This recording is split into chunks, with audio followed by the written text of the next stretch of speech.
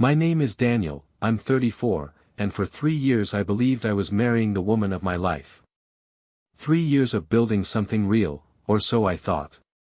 Then one gray afternoon in an empty park, everything I knew got dismantled in under 2 minutes.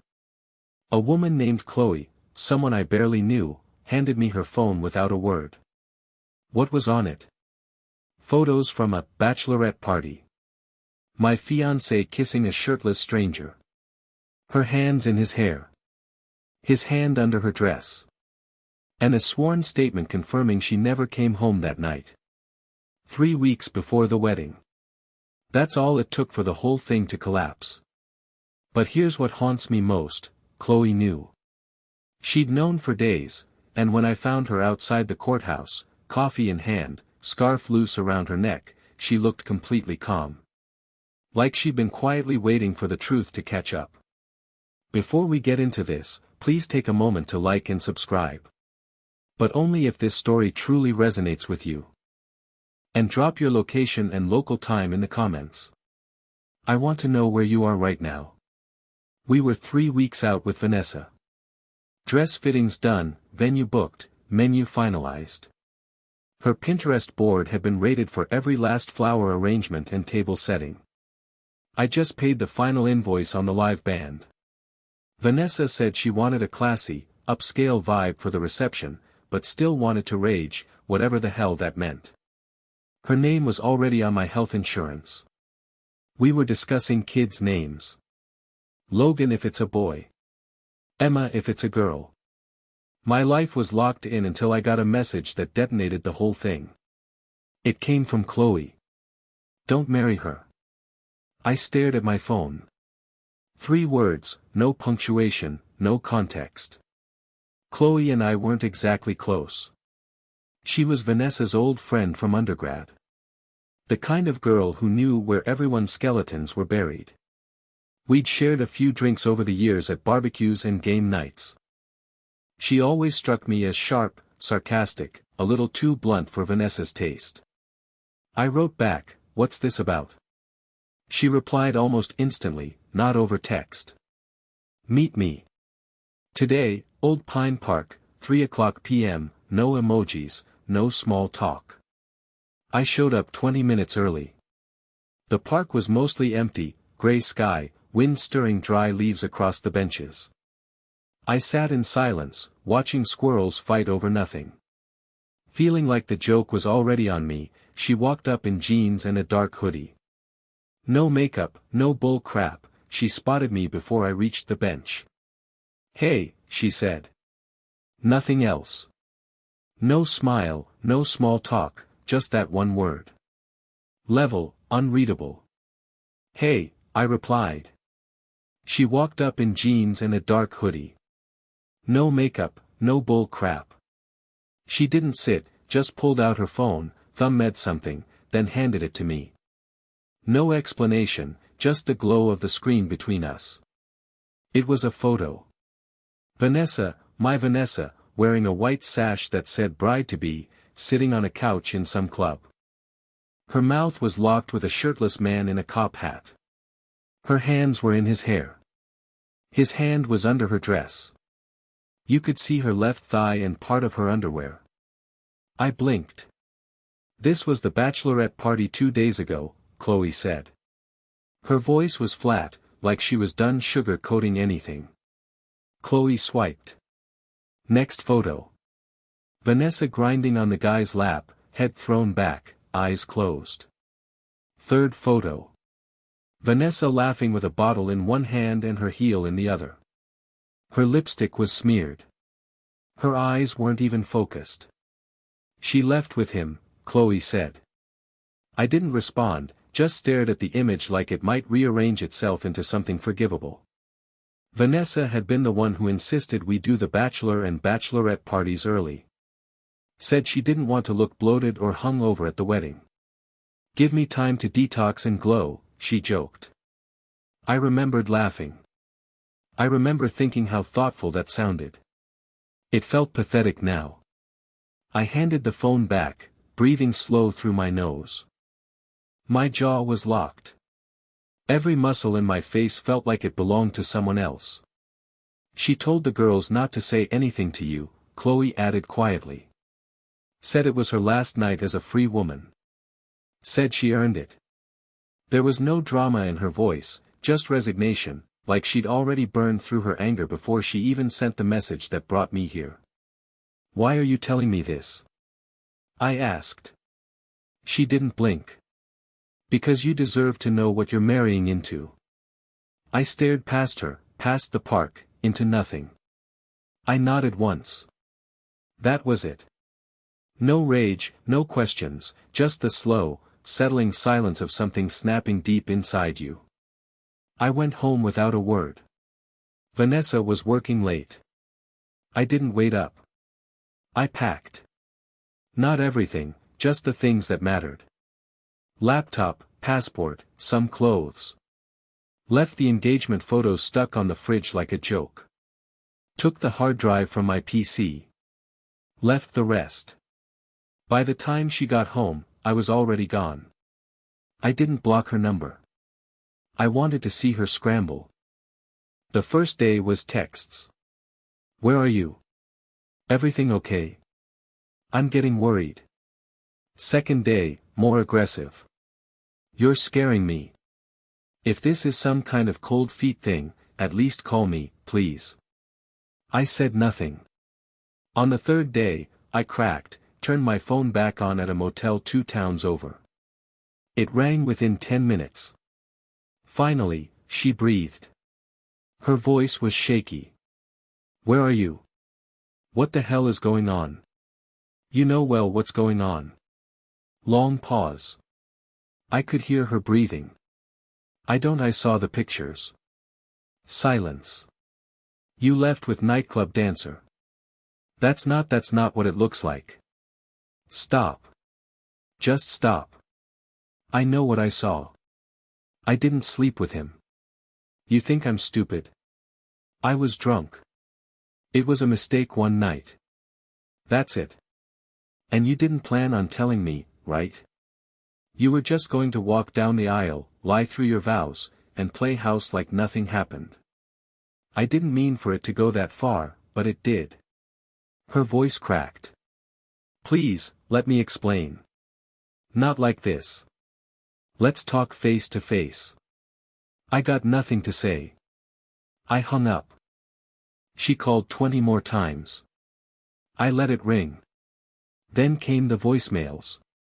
The tears, the panic, the rage. I listened to every one of them. Not because I cared, because I wanted to burn every last illusion. Then came the guilt campaign. The texts kept coming. I'm falling apart here. You're the only one who can calm me down. The messages came hourly, then every 10 minutes, day and night. She switched from texting to voicemails like hearing her voice would break me. When that didn't work, she turned to guilt. Everyone's asking questions. Do you know how humiliated I feel? I made one mistake and you're destroying everything. You're punishing me worse than I deserve. Like I was the villain for walking away. Like betrayal was a thing you measured in percentages. Then the threats started. Some were vague. I don't know what I'll do if you stay silent. I can't handle this alone. I saved every message, every voicemail. I didn't respond. I just documented. Then nothing. Like she'd finally run out of words or she was planning something worse. 3 days later, I came into the office like any other morning, coffee in hand, brain on autopilot, ignoring the usual chatter at the front desk. I turned the corner toward the hallway that led to my floor and stopped dead. I saw not Vanessa. Vanessa's mother was sitting in the lobby, hair perfect, expensive coat, a purse that probably cost more than my rent. She looked like she belonged in a country club, not standing awkwardly in front of an office building. Her eyes locked onto mine. She didn't smile. Can we talk somewhere private? She asked. I didn't answer. I just turned and walked toward the back hallway near the loading dock. Concrete floors, flickering light. No people. She followed without a word. We stopped just outside the freight elevator. She didn't sit. Didn't even lean on the wall. "Vanessa's a wreck," she said. I stayed silent. "She hasn't eaten. She barely sleeps. She won't stop crying." I waited. "She made a mistake." "No," I said, "she made a choice." "Then she lied about it. She didn't sleep with him." "I don't believe anymore." "She was drunk. It was one stupid night. It was a night she made sure I'd never know about." The mother's expression tightened. Her tone shifted sharper now. "Maybe if you'd been a better fiancé, she wouldn't have felt the need to act out." That hit like a slap, but I didn't flinch. "So, it's my fault now." "I'm saying maybe she felt unloved, ignored. You're cold, withdrawn. You always have been." I laughed low and bitter. "She planned every second of this wedding." I followed her lead from the cake to the color palette. "If I was distant, it's because I thought I was with someone I could trust." "You two were perfect together," she snapped. "No," I said. "She was perfect when I didn't know who she was." She looked around the hallway like she needed air. "You're really going to walk away from everything from her? From us?" "There's nothing left to walk from," her jaw locked. "You're making a mistake," she said, voice icy now. "And when this all blows over, don't expect her to take you back." I nodded once. "Goodbye, ma'am." Then I turned and walked away without looking back. I blocked her number, but it wasn't the end. 2 days after that, the father came. He didn't ask to come in. He just waited in the motel parking lot until I walked out to smoke, leaned against a silver BMW, tapping his phone. The second he saw me, he pocketed it. "You're hard to track down," he said. I took a drag, said nothing. "We need to talk." "Pretty sure we don't." He stepped closer. "You embarrassed her. You humiliated our family. People are talking. She did that herself." He narrowed his eyes. "We've put down over 30,000 venue, food, florals, dress, photographer. Do you even grasp the damage you've caused?" "Oh, I get it," I said coolly. "She cheats and I owe you money. You walked away from a binding agreement. Show me the contract." He didn't like that. "I always thought you were a little off," he muttered. "Quiet, always watching. My wife said you had killer eyes. Should have trusted her gut." "Killer eyes," I repeated. "Nice. She's still willing to forgive you. That's generous of her." He stepped in close. Too close. "Listen, son. I don't care how much this hurt your feelings. You either show up and fix this or you'll be paying us back in court." I flicked the cigarette at his feet. "Try me." The next morning, Vanessa showed up, not unannounced. She texted first, said she needed 5 minutes, said she was parked outside. I looked out the window. She was in her white Lexus, engine running, arms gripping the steering wheel like she might snap it in half. I don't know why I went down. Maybe I wanted to see how far she'd fall. I got in the passenger seat. "You look like crap," I said. She gave a humorless laugh. "So do you." We sat in silence for a moment. Her eyeliner was smudged, but she'd clearly tried to dress up. Her lips were painted like she thought this was a date. "I miss you," she whispered. "No, you miss control." She looked at me. "Really?" Looked like she was searching for some old version of me behind my face. Then she leaned in, voice low. "Look. If it'll make things right, you can sleep with someone." I blinked. "What?" "I'm serious," she said. "Just once. Pick whoever. I won't be mad. I mean, we're engaged. It should count for something. I don't want this to be the end."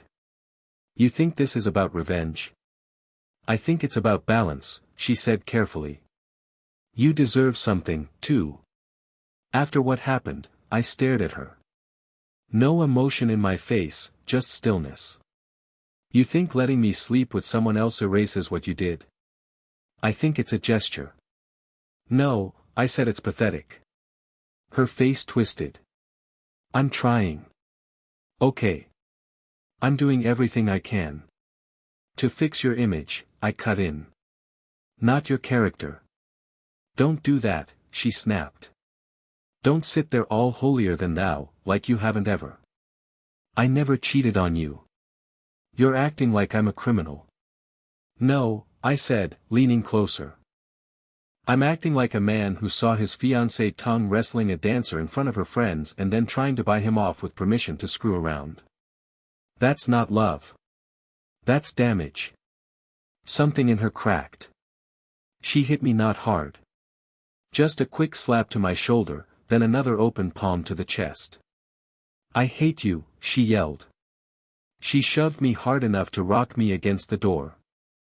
You're cold, she hissed. You're heartless. I looked her in the eyes, calm, unshaken. No, I just finally see you clearly. I opened the door and stepped out. Don't walk away again, she screamed behind me. You're not finished with me. I turned once. You offered me a hall pass like a discount coupon, I said. That's all I need to know about you. Then I walked away, and this time I didn't look back. But Vanessa didn't vanish after that car conversation. If anything, she doubled down. She started sending voice notes instead of texts. Like hearing her voice would crack me open. Always crying. Always repeating the same cycle. Please, let's talk. I can't eat. I can't sleep. I'll do anything. The next day, she showed up at my job. She was waiting outside the building like some 1940s noir film. Coat, sunglasses, arms wrapped tight around herself. I stopped cold, then came to her. If you come near me again, I said, I'll call the police.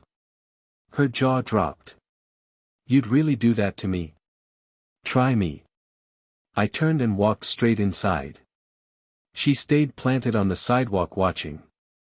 That night, I booked a legal consult. The next morning, I sat across from a lawyer in a quiet office above a tile showroom. Guy in his 40s, no nonsense, sleeves rolled. He looked over the messages on my phone one by one. This is more than enough, he said. She's not leaving you alone. Showing up, blowing up your phone. That's a pattern. She's not dangerous, I said. She's just spiraling. That's enough, he replied. You don't have to wait until she crosses a bigger line. She's already crossed plenty. He tapped his pen against the screen. The stuff at your job is what seals it. Showing up where you work uninvited, that's pressure. It's not okay. I leaned back. She used to be calculated. Now it's like she's on fire and trying to drag me in with her. Breakups don't make people lose it, he said. They just show you who already didn't have it together. He drafted everything fast, walked me through the language. This won't stop her feelings, he added. But it'll put a wall between them and you. 3 days later, the order was served directly to her by court officer. No contact, no calls, no messages, no showing up anywhere I was known to be. I thought that would be the end of it. It wasn't. I was grabbing coffee in the office kitchen when I heard the front desk girl's voice call down the hall. She says she's your fiancée. I walked out. Vanessa was in the lobby. Black blazer, heels, lipstick like she was going to war. Her face was tight, chest rising fast, something thick and stapled in her hand. The moment she saw me, she marched forward and threw a stack of legal papers in my face. Pages slapped across my chest and hit the floor. You want a war? She snapped. Fine. Here's your war. I looked down. Morgan v. My name civil filing, $32,800. The same list I'd seen the day before, now warm from her hand. They're suing me. No, we're suing you, she hissed. You don't just disappear and humiliate people like this. You left me to clean up the mess. You made the mess, I said coldly. I made one mistake. You made 10 after it, she stepped closer. You think walking away makes you a hero? You're a coward and you're an actress in a role that's not landing. Her jaw clenched, her eyes shimmered, but not with tears. Rage. My parents are respected. I am respected. You think you can just vanish and make us look like trash? I bent down slowly, picked up the papers, and handed them back to her. You're doing a great job of that on your own. She slapped them out of my hand again. I swear to God, if you don't make this right, what? You'll cry harder. Send another threat. Show up with more emotional damages. She looked around, realizing people were watching. Eyes on us, phones may be filming. She lowered her voice. This doesn't have to get worse. I smiled. Oh, it's already over. I turned and walked away. She didn't follow this time. Later that afternoon, I dropped the crumpled lawsuit packet on my lawyer's desk. She brought it herself, I said. Threw it in my face in front of my coworkers. He flipped through it calmly. Venue deposit, catering, floral arrangements, he read aloud. Makeup, hair trials, photographer, dress. They're embarrassing themselves. He nodded. They don't have a contract. No prenup, no written agreement on financial responsibility. The emotional damage part is laughable. It'll be tossed before a judge even blinks. So, I don't owe them anything. Not a dime. I leaned back. Good. He flipped to the last page. And the cherry on top, emotional damages for abandoning the bride during a committed contract of engagement. I leaned back in the chair. They really put that in writing. He nodded. They think you'll fold. Settle fast to avoid press, embarrassment, gossip. They don't know me. That night, I posted a simple note online. The wedding is cancelled. There will be no new date. Please respect my privacy. 10 minutes later, I got a voice message from Vanessa's sister. Her voice was thick with venom. You're breaking her. You know that she's not sleeping. She's not eating. She's going to end up in the damn hospital and you're just standing there watching her bleed. I didn't respond. I didn't even save it. Later that same day, my phone rang from a number I didn't recognize. Voicemail, her voice shaky, thin. I'm going to the bridge.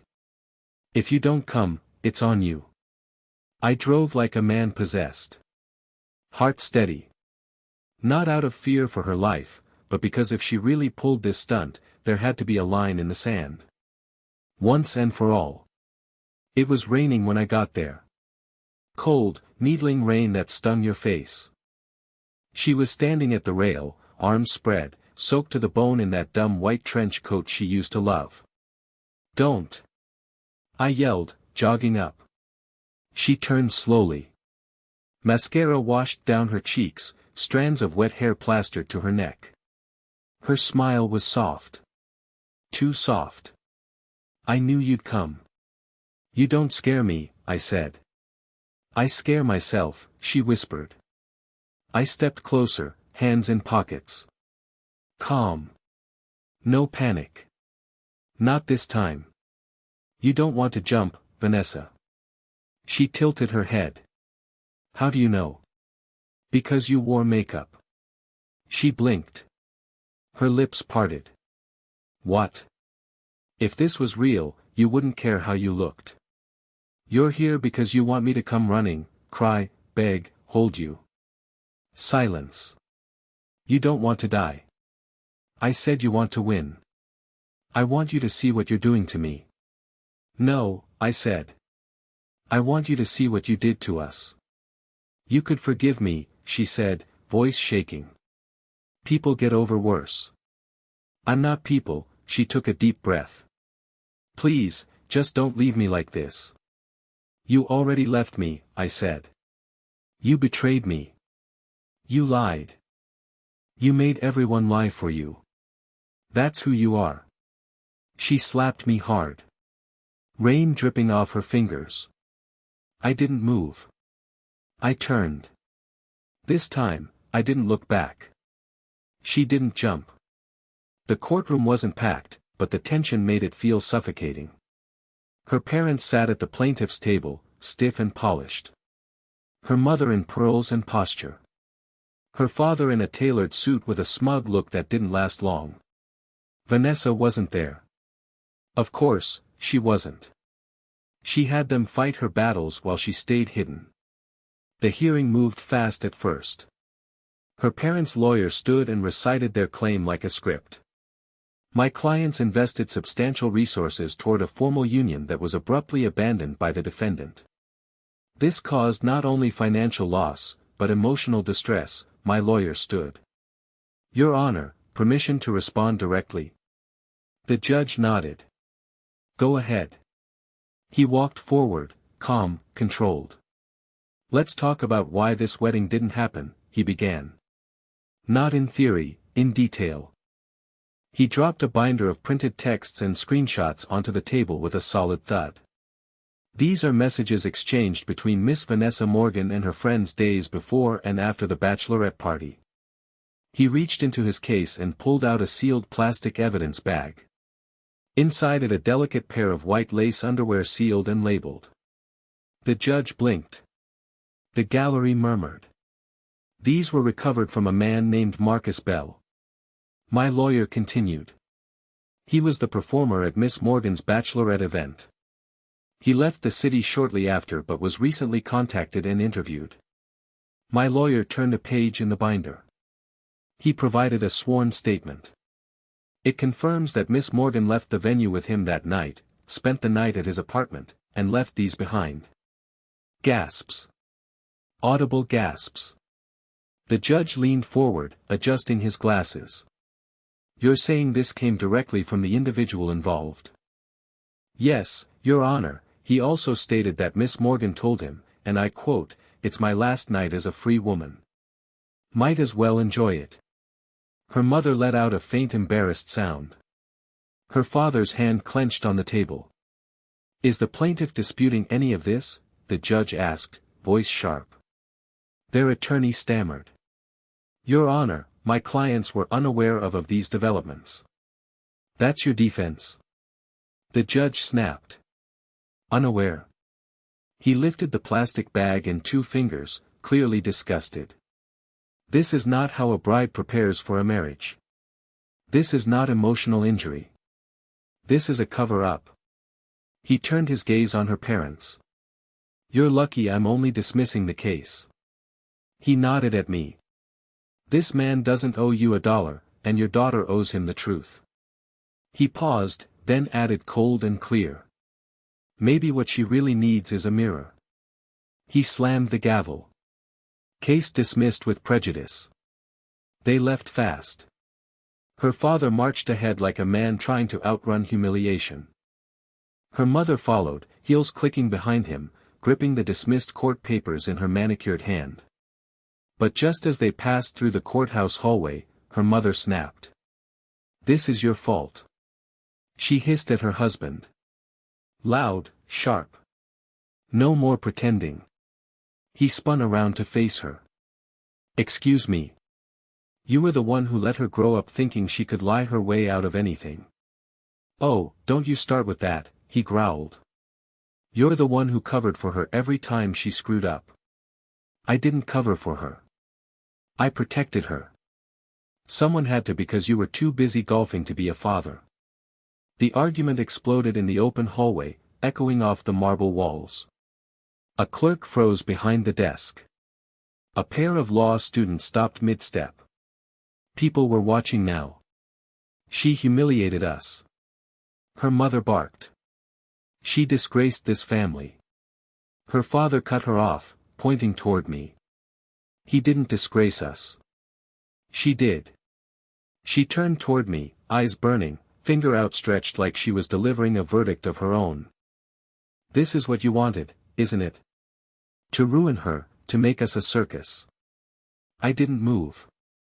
You did that yourselves. Her mother's lips curled. You're disgusting. I smiled. And you're dismissed. Before she could spit something else, the security guard stepped in. All right, take it outside, both of you. Her father didn't need to be told twice. He stormed out the front doors. Her mother stood there for another second, breathing heavy, eyes on me like she still thought she could win with a glare, but the world had stopped listening. Then she turned and they left. I pushed through the front doors into the cold afternoon air. And there she was, Chloe, leaning against the brick column by the steps, arms folded, scarf loose around her neck, eyes steady on mine like she'd been waiting there the whole time. I stopped. You stayed, I said. I figured someone should. I walked down the steps, loosened my tie halfway, exhaled. That was a circus. You were the only one who didn't look like a clown. I almost smiled. You saw everything. She nodded. The meltdown, the father turning gray, the mother blaming gravity, and I'm glad you burned it all down. We stood in silence a beat. The city moved around us. Horns, traffic, life going on. For the first time in months, I felt still. Want to grab a drink? She asked. You look like you need something stronger than coffee. Honestly, I said, I just want to sit somewhere quiet with someone who doesn't fake cry or throw court papers. She raised an eyebrow. That's a weirdly sweet thing to say. I shrugged. I'm a weird guy now. Chloe hesitated, then nodded toward the street. I'm parked around the corner. We'll go to my place. I've got whiskey and silence. Perfect. We walked side by side. No touching, no rush. Just two people who'd been circling each other in a storm and finally stepped out into clear air. I didn't know where it would go, but for the first time in a long time, I didn't feel angry or bitter or broken. I just felt ready. 3 weeks passed. No more texts from Vanessa. No more bridge theatrics. No voice memos, letters, or random show-ups. She went completely dark. At first, I thought maybe she finally moved on. Found someone else to manipulate. Or maybe she buried it all under therapy and wine. But silence doesn't always mean peace. It means something's brewing. I didn't ask about her. Didn't search her socials. Didn't care. But the world has a way of delivering news whether you want it or not. It was Chloe who told me. We were on her couch one evening, half watching a movie neither of us cared about when her phone lit up with a message. She stared at it for a moment, then handed it to me from my cousin. She still runs in Vanessa's circle, sort of. The message read, Vanessa checked herself in. Psychiatric care facility breakdown. Her parents tried to keep it quiet. I read it twice, then set the phone down. No reaction, no smile, no satisfaction, just a long exhale. She cracked. I asked. Chloe nodded. Apparently, she disappeared for 2 days, left her phone at home. They found her sleeping in her car at a rest stop an hour outside the city. She didn't remember getting there. She playing it for sympathy. Chloe looked at me. No, this was real. Messy real. Her mother went silent for days. Her father's been calling lawyers trying to get records scrubbed. And Vanessa, well, I guess she finally ran out of people to lie to. I didn't say anything. After a while, Chloe asked, do you feel bad for her? I thought about it. No, I said quietly. I just feel nothing. That was the part that surprised me the most. Not the breakdown, not the silence, but the weightlessness of it all. She had burned the whole structure to the ground, and in the ashes, there was nothing left for me to mourn.